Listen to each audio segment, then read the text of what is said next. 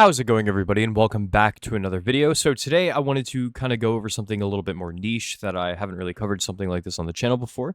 But I was playing in a couple of matches, and I was, still struggling with the dash option. As a lot of you know, this dash for a lot of people can be kind of hard to land. The big one that does the knock up at the end of it, right? It can have its issues, and then the crosshair being where it is can throw you off a little bit at the time.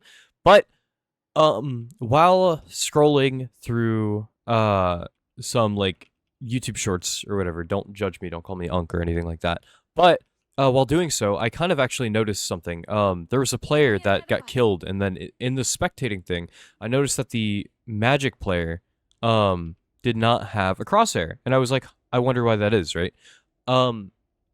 I haven't seen a lot of people doing this, if any, actually, other than the person that ended up killing this person, but he was kind of going crazy and hit a lot of his dashes. Unfortunately, the username was hidden in the match because the reel was, like, the way it was compressed, so I couldn't actually give them a shout-out.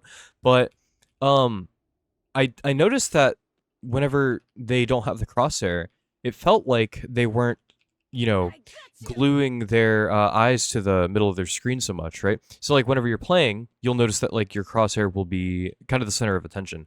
What getting rid of this does is actually, rather than having to worry about where your crosshair is and lining up the crosshair, you aim with your body. And now, I know a lot of people are going to say, stop, Spark. Like, that sounds, like, so stupid, it's so simple, it cannot be that simplistic and easy.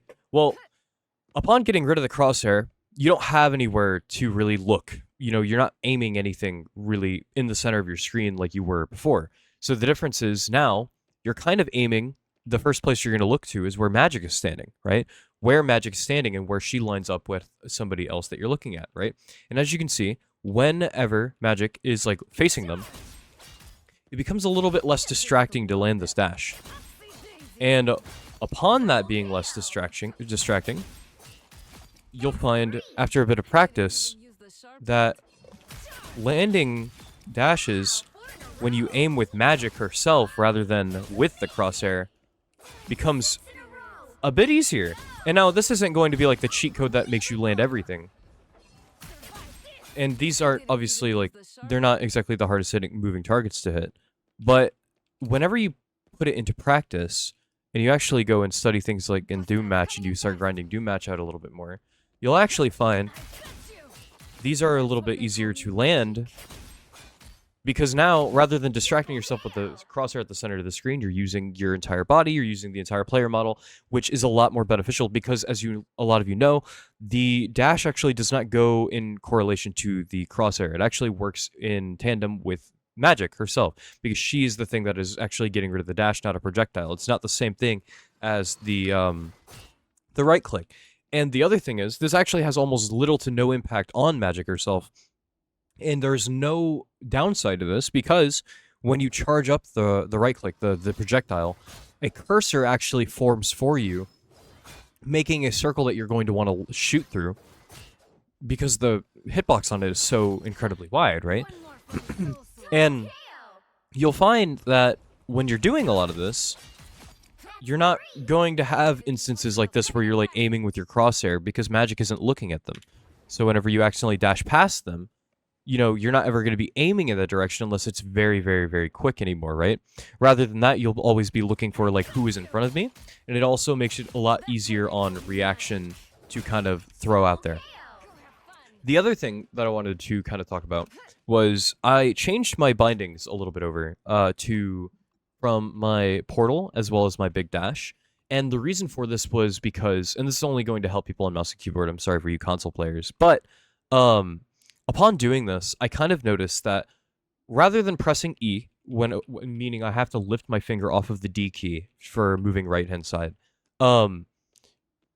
to do the dash, or I'd have to move it off the W key, I would be a little bit slower, right? So I would end up hitting my dash a lot less, but whenever you're playing the game, you'll find that your finger actually rests on the shift button.